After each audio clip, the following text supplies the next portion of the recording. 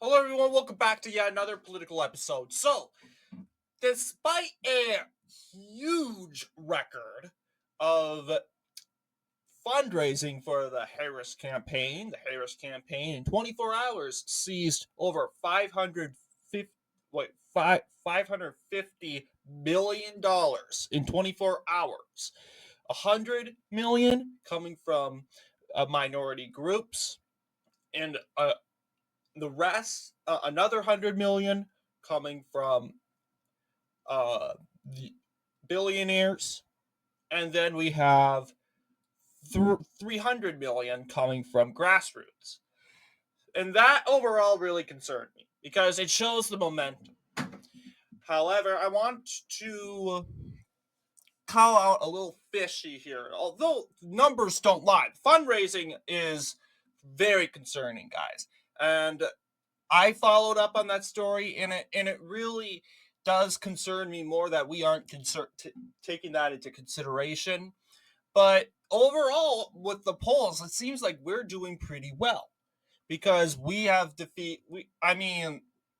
Kamala has rebounded. You'll see over here in the July some polls. You'll see that talk that if a Kamala presidency or a Harris presidency is to come into play, there would be a couple polls being taken. There were 3 polls in favor for Kamala Harris.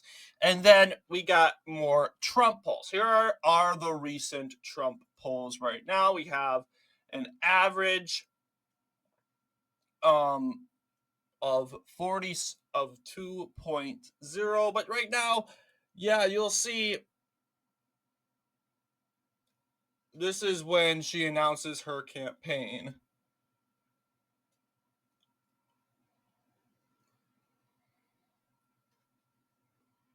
And overall, she seems to never have surpassed Trump. Ever. I mean, all of these are polls taken. And Trump has always had the boundary. You'll see there was a poll here or here and here. And that's the thing, guys. We need to, as you know, we need to focus on the polling front. The polling front is a priority, but it's also the fundraising front. Everyone speaks optimistically about this, but we need to also be critical. All right, Kamala Harris. There's a reason why the Democrats ousted Joe Biden. They are slick. They are they are the snake under the wall. They will do what they can do, and they're already talking about getting rid of Kamala Harris, and they're thinking about in 2 weeks if she doesn't seem to recover from this. And we know what will happen if they get rid of Kamala Harris. Am I right? What will happen is the pro-black mob, or just the racial mob in general, will revolt. They would not tolerate their woman of color, their Indian, Jamaican, American woman, who would become the very first female president, being taken out and thrown out. To be honest, they already cooed Joe Biden, and they don't like us using the word coup. They don't like us using the word Q and DEI. And I'll be honest, DEI doesn't necessarily stand for diversity, equity, and inclusion. How do you know that? A conservative might have a different definition of DEI. My definition of DEI when it comes to Kamala Harris is DEI specifically stands for, when it comes to Kamala Harris, does not deserve it. Oh yeah. Never mind. Not does not deserve it. Does not earn it. Doesn't earn it. That's the real DEI, what it stands for, and that's Kamala Harris. And it's true. It's true, guys. I will tell you, Joe Biden chose Kamala Harris because Kamala Harris lit the match on Joe Biden, and he was slowly melting away during the 2020 presidential debate. And he knew that he was the segregationist side of him has been exposed, as he originally opposed busing. And we have someone that grew up under Biden's senator career, Kamala Harris, giving her intake and how she felt being influenced by the busing. And you can tell this really affected Biden. So much so that this could have ended his campaign right there. So as a result, Biden's like, okay, I need to stop the burning and stop the leaking. We're going to choose Kamala and just prove that, hey, you know what? I'm sorry. And guess what? They believe him. They believed him because if he wasn't sorry, he wouldn't have chosen him as chosen her as his running mate. So he bent the knee to maybe some truth, maybe some real true feelings, because I'm not denying the pain and the cruelty that was given towards people of color during the civil rights movement. I have more sympathy for them back then than sympathy for people right now. Bending the knee to people for the people right now in this era is so disrespectful to bending the knee to, and just you're basically it's basically not about you, because you would put your ancestors first, because your ancestors are the real victims. They were the ones that were hanged. They were the ones that were killed and that were discriminated. And when you victimize yourself, that really takes away from your grandparents. And to be honest, we need to forgive and forget. I think your ancestors or whatever they're gone now, but they want you to succeed, not looking at you at your race, because you don't need to do that in order to succeed. Regardless, the Harris campaign is very desperate. I'm going to tell you now, they're going to have a hard time getting rid of Kamala Harris. Reason being, I think she's in it to win it. They're not getting rid of her. I understand Vivek Ramaswamy says Kamala Harris isn't going to be the VP. I mean, Kamala Harris isn't going to be the Democrat nominee. That's what he said with Joe Biden. He was right, and we all agreed with him because Joe Biden is mentally impaired, right? But then you have Kamala Harris. But how are they going to get rid of Kamala Harris? She fairly won and carried every single delegate in the national convention. Now, if they happen to get rid of Kamala Harris in some way, this will trigger the ultra woke mob, and they will revolt. Because let's remember, in one day, Kamala Harris became the presumptive nominee. This doesn't surprise me at all, seeing that these people in the Democratic National Convention are diehard pro-Biden.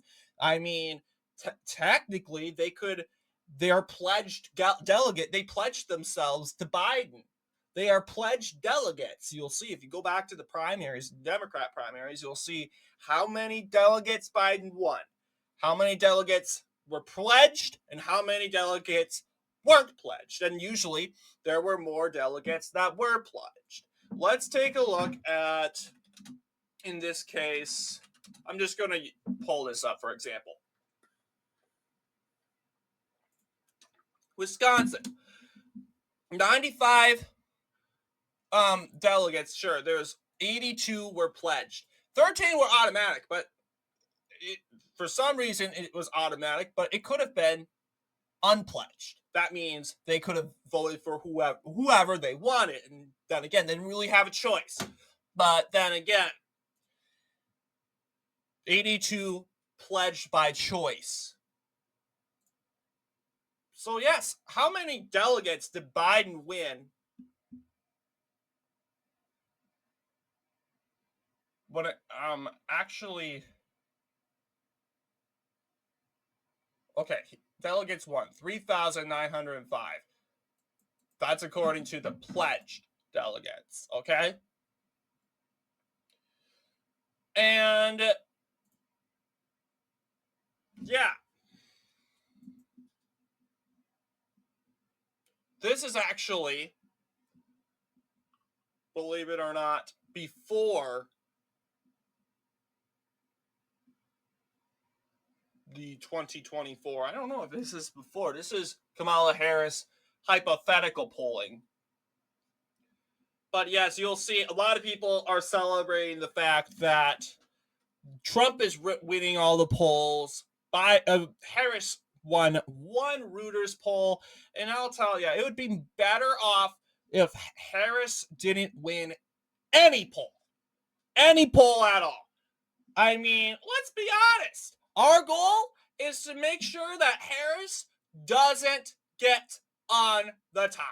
And just seeing all this stuff in general, it really does make me question, how did Kamala Harris get $550 million in 24 hours? Is there some sort of that's very weird. Who knows? But you know what? I think the most important part isn't figuring is it possibly money laundering or just campaign violations in general? Possibly, but that's not the most important thing right now. The most important thing right now is to get Trump elected. We got to go in here thinking, let Kamala Harris trick us, thinking, oh my goodness, she gained over 550 million. Do not underestimate this woman. Does this mean all the gains we have made with the black community and the Hispanic community, does that mean they roll back to the Democrat camp? Not necessarily. I imagine some.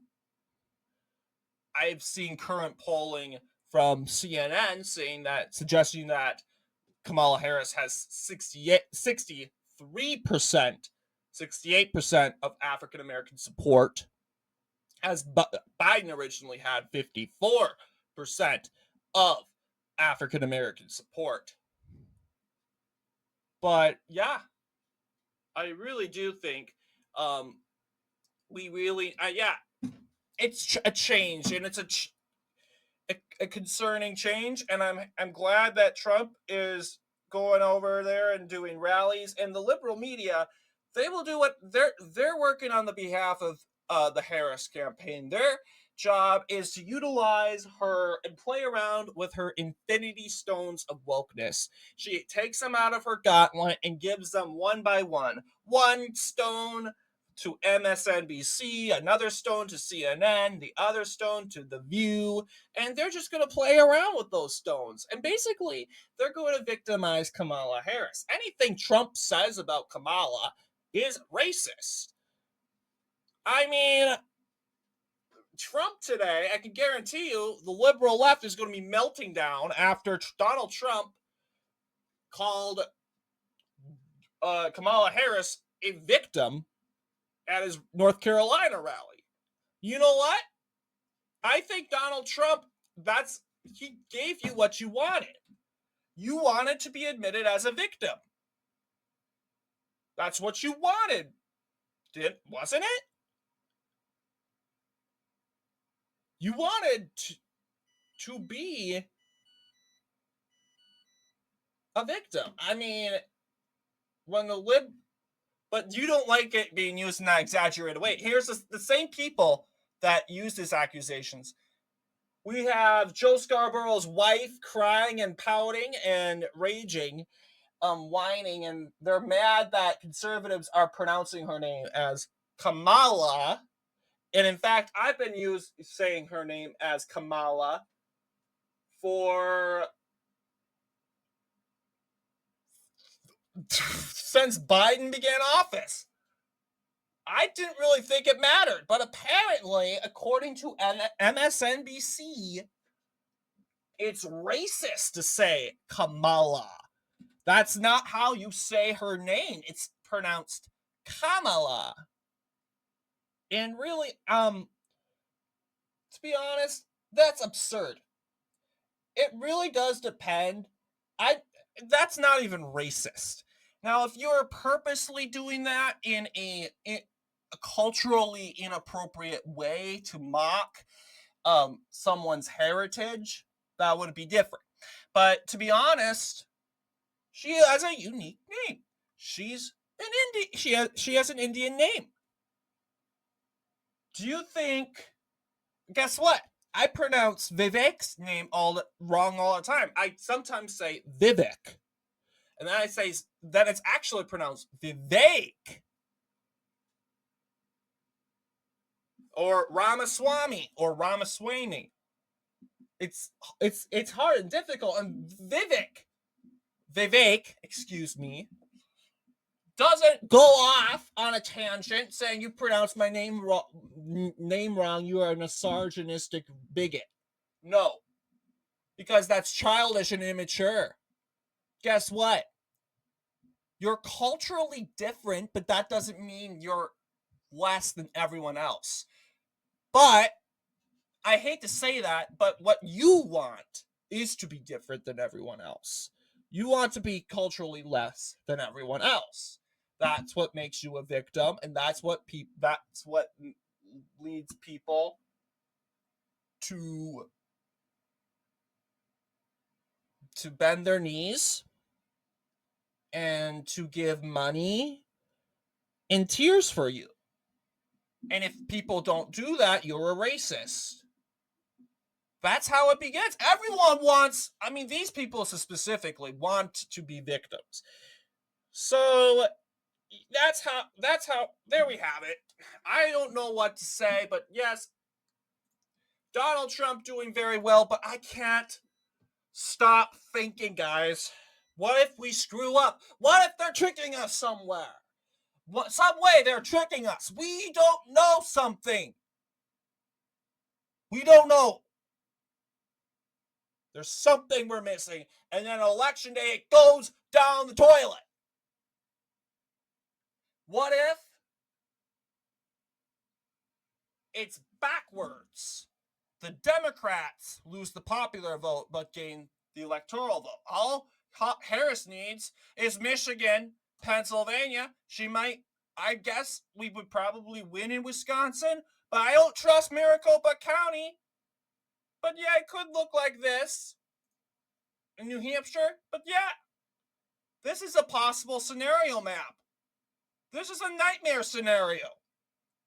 I don't want it to look like this, guys. So let's not downplay the possibilities. And let's really work on considering and eliminating Kamala Harris's each pathway to victory for Kamala Harris. I do think possibly and allegedly that poll from the 55 million could be a hoax, but I'll do a poll on that. But anyway, I would say, yeah, that fundraiser for Kamala.